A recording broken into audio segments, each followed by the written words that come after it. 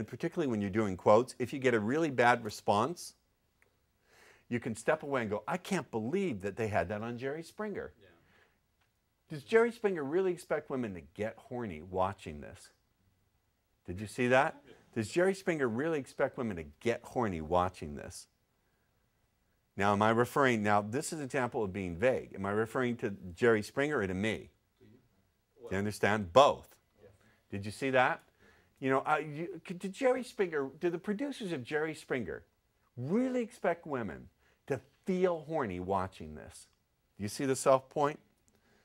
Self-point isn't like, you're not calling in a torpedo raid, you know, or an airstrike. You see how this could work? Quotes are my favorite thing. You can quote, and now, if you really want it, who wants to really get tricky? I first taught this in 1988. And again, my competitors still don't understand it. They don't get it. Another way to sneak things in and create a nice trance are stacking realities. Stacking realities is when you quote more than one level deep. If I quote Jerry Springer, that's one level deep, right? Jerry Springer said, or a woman on Jerry Springer said, right? When you quote more than one level deep, you're creating a confusion that makes someone suggestible. Look here. Let me give you an example of quoting 2 levels deep. My friend Debbie was watching Jerry Springer, and she said that a woman on Jerry Springer said. You understand? That's 2 levels deep, and that's stacking realities, because you're beginning to lose track of who's doing the speaking. You understand? When you create a little bit of confusion like that, now look here, let me give you some rules about stacking realities. I don't start stacking realities, because if you start out confusing people that bad, they'll shut down. So I'll stack one level. I'll say, you know, I saw a woman on Jerry Springer say this. And then I'll say, my friend said that she saw someone watching Jerry Springer who said this. You understand? So I'll begin to quote a quote of someone quoting. And you can go on and on and on. You know, my friend Kim says that she has a neighbor whose best friend likes to say this. And when you begin to do that, it dissipates all resistance. It creates a trance. Do you understand? Yeah. So that's an advanced way of using quotes. It's called stacking realities. I taught this in 1988 in my first book, How to Get the Women You Desire into Bed.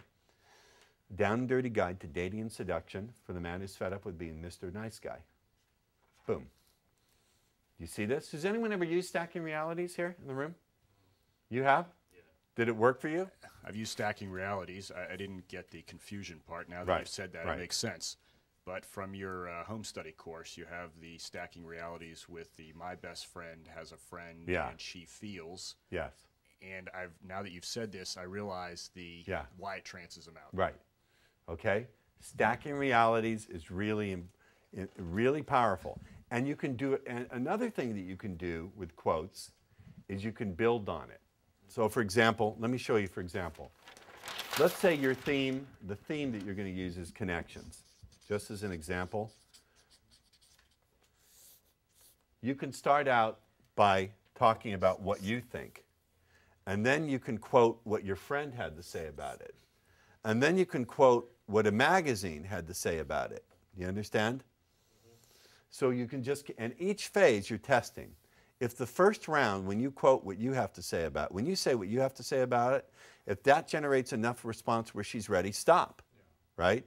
So the way it works is you do something, you see the response. If she's ready, or she looks like she's ready to be made ready, go for it. Then if that doesn't work, you can quote what you read in a magazine. And if that doesn't work, you can quote what your friend said about what she read in a magazine. You understand? Now, this is the old model. This is the 1993 model of speed seduction. I don't particularly like it because what happens is you're not letting her really get involved in the discussion. My preference is to introduce something and ask a question and have her give me responses and to use her responses. But you can do it the old way if you want to.